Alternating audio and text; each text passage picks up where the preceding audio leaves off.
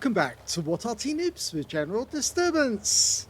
This is the S-51. It's the Tier 7 Soviet SPG. It's now in the Collector's tab. It used to be the only Tier 7 that came off the KV2 line. But this one is in the northwest spawn of Mines, and it's under the command of PurplePlayersLoveArty.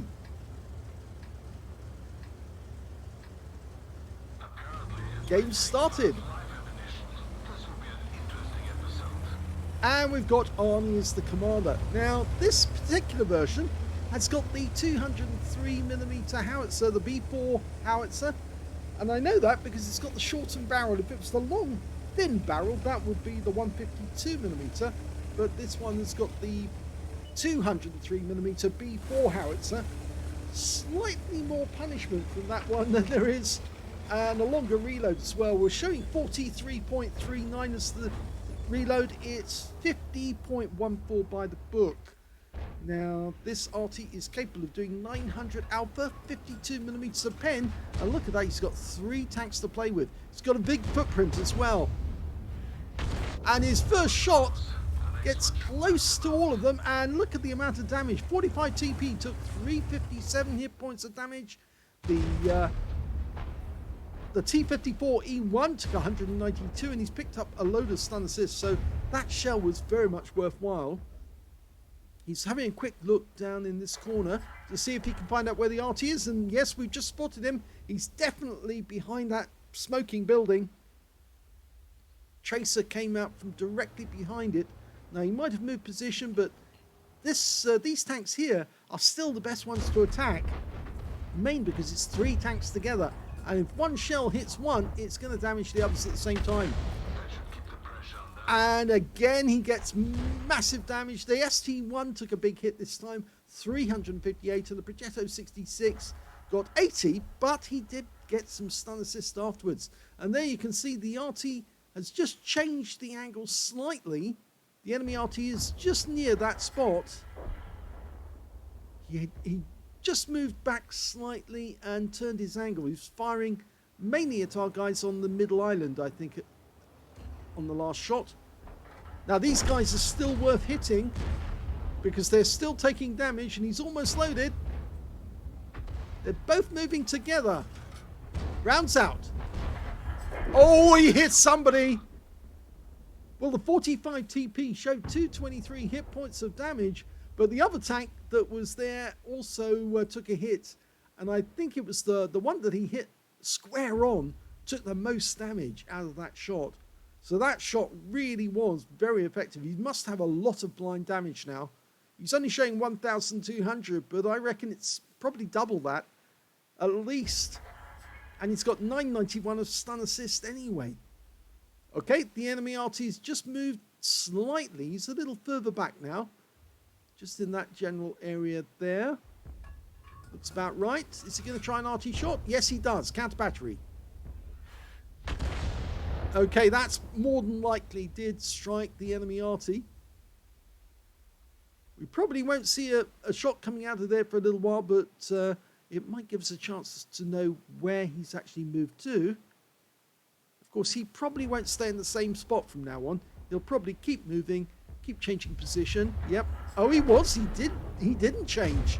He actually stayed in the same spot. And we just got hit. And it looks like it came from him. Yep, we just got hit by the enemy Arty, which turned out to be a Crusader SP, and it looks like he fired into our general direction. So we might have to change position after this shot.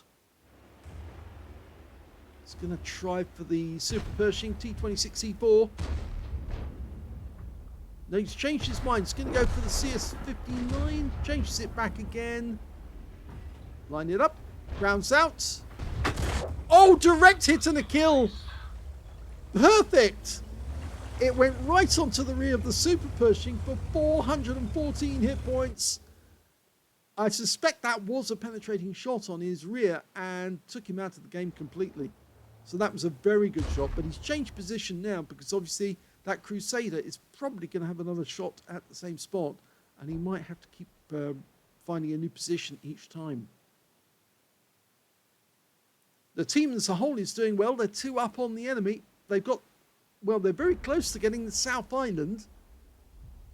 There's a CS-53 down on the tip of the Southern Island.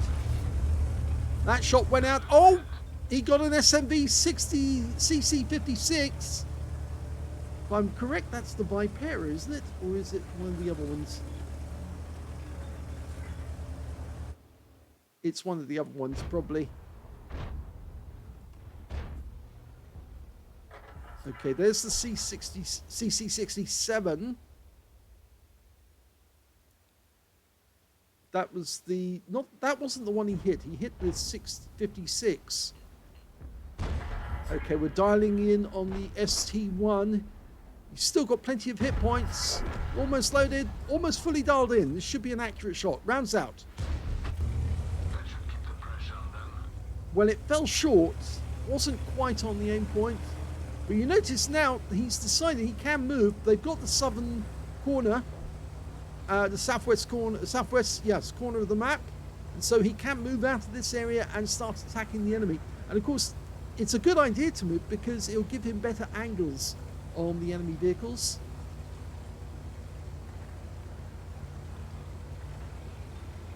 And it looks like the enemy just lost one of their tanks. They lost the 50-ton. It crashed.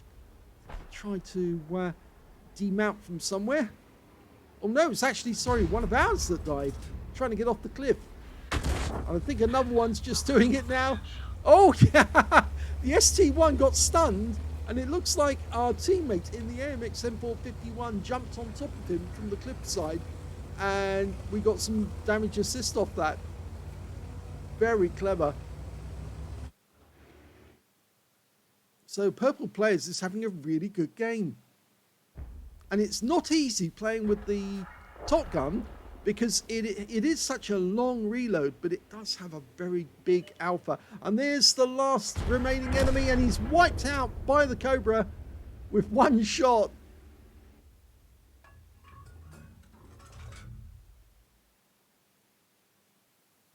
Here's the end of battle stats, and that was the first ace tanker for PurplePlayersLoveArty in the S-51. And you can tell it's the first one because he's got the scrolls underneath the M, and you only get that the first time. So congratulations on your first ace tanker in this vehicle. He also got a Bruiser medal for getting at least 5 critical hits. In fact, he got 9, and he got a Confederate as well for hitting more of the enemy than anyone else on his team. His win rate from that one, 3,648, which is Super Unicum standard. Let's have a look at the team score and see where he was. Well, when it came to damage, we click that on. Yes, we can see the highest damage went to the Cobra on our team. He got a high caliber for 3,971 hit points. The second highest damage went to the T-54E1 on the enemy team. He got 3,197 hit points of damage. And the third highest damage in the game, yes, Purple Players got that one. 2,726 hit points of damage. I told you, he did get a lot of blind damage out of that game. A lot. He was hitting more than one tank at the same time. When it came to kills, though, it was the Lorraine 50-ton tank on our team who made a bit of a rash move, I think, to jump off the cliff, because he actually died in the process. But he got 4 kills, the highest number of kills. 3 kills went to the Cobra, 2 to the AMX M451, the Super Pershing, and also to our ELC Evan 90. Purple Players got 1 kill, but that actually helped him to get the Confederate. When it came to base XP, yep, he's got that one for sure. 1,158 base experience points, and he's the only player in the game who managed to get over 1,000 base. The next highest being the Cobra, who got the high caliber, and he got 952, and 952 also went to the AMX M451. So congratulations to Purple Players, because he really did play a very good game, and it's very difficult to do that with the Top Gun on the S-51, mainly because of that incredibly long reload. Let's have a look at detail. He fired only 8 shots in the entire game. A very small number of shots, but a very large amount of damage for those 4 shots. He got 4 direct hits in the game. No penetrations, but he did get 13 splash as well. And you can see 8 shots, 13 splashes. Yes, some of those tanks were very close together when they got struck, and the splash went onto both of them. That's why this particular Arty is well known for getting bombardiers, because if you hit one tank hard, The next one right next door to him will probably take the same damage. 2,726 hit points of damage, all of it at more than 300 meters. He did receive one hit by way of splash. The enemy Crusader SP, which was his opposite number, did put a round near him and actually splashed him and did some damage, but it was only minor damage. But he did sort of like get a wake-up call. He damaged 7 of the enemy, killed 1, so yes, it was very good that he didn't get any more kills, because if he had, he wouldn't have got that Confederate. 1,760 hit points of stun assist off 12 stuns as well. He earned 42,840 credits on a free-to-play account, 21,420 from personal reserves, and that came to 64,260 credits altogether. After repair, ammunition resupply, and yes, the ammo is expensive, and also consumables, he still took away a profit, but 45,335 credits. 1,158 base XP, times 2 for the first victory. 579 from personal reserves, took away 2,895 experience points altogether. Let's have a quick look at the armor profile on this tank, because I didn't mention during the game much about the S-51, because I was focusing on Purple Player's result, because I thought that was much better. You can see actually that the S-51 is designed based on the KV-1S tank, so it's a heavy tank, and it's got heavy tank properties. As you can see, the armor is quite thick, 60mm impacted armor on the lower plate, 74 after its angling, upper plate 75mm, which has got 165mm. That's the strongest armor on the vehicle. But then they put up a gun shield to protect the crew from shell splinters and bullets, and that's only 7mm thick. And that's probably the weak spot, other than the fact that it is an open SPG, so the crew are susceptible to HE rounds if they land nearby. The sides of the vehicle are, again, they're thick, 60mm, which is flat-sided, so it's coming out about the same. The engine deck area, because yes, this is the engine deck. We've got the gun up front, so that's counterbalancing. It's a heavy tank in the right configuration. They just removed the turret and put the gun slightly further forward. And the engine deck, you can see 40mm. At some points, it goes down to 30mm. So Arty can penetrate this thing. But of course, if you do hit the rear of this, you're probably going to kill all the crew. And if you do, that will probably put the Arty out of the game altogether. So let's have a quick look at the live version. Yes, that gun shield, that's the weakness of this vehicle. You don't want to ram it if you're in a light tank. If you do ram this vehicle in a light tank, you will probably come off worse, because it's very heavy. It's 52 tons in weight. So if a little light tank weighing 10 tons or 15 tons or 20 tons even rams into this thing, they will always come off worse. So never ram an S-51. It's just pointless. And if we go to the modules, okay, and bring that up, you can see the driver's up front, and he's in the hull. We've got 2 big ammo racks behind him, and 2 big fuel tanks just right next door to the engine. They've put the fuel tanks further at the back, so obviously to counterbalance the weight of that huge howitzer. It is a very big, heavy-duty howitzer. The gunners, well, there's 2 of them, one on either side. One's probably working on elevation, the other one on azimuth. We've got the, I think that's not a crewman. I'm pretty sure, is that just the radio, or it may be the radio operator. Then we've got the TC is at the back here in the open, and 2 big loaders as well, who have to shovel those 203mm shells, 2-part ammunition, by the way. So that's why they can afford to do that. And they're taking the shells out of the actual hull to put into the breach. In fact, they did use the crane to lift the shells up because they were that heavy. You couldn't do that alone. Even with 2 men working, it was still arduous work. And in fact, the recoil of this howitzer was so strong, it was actually shaking the hull to pieces. And that's why the S-51 never got into serial production. They kept testing it. They kept trying to make it work, because the KV-1S was produced en masse. So it was a very good tank. It worked. But unfortunately, they just could not fit an artillery piece on top of it, because it would shake it to pieces. It didn't have the rigidity of some of the other Soviet tanks of the era. So there you go, that's the S-51. So thanks very much to PurplePlayersLoveArty, and congratulations on your first ace in the S-51.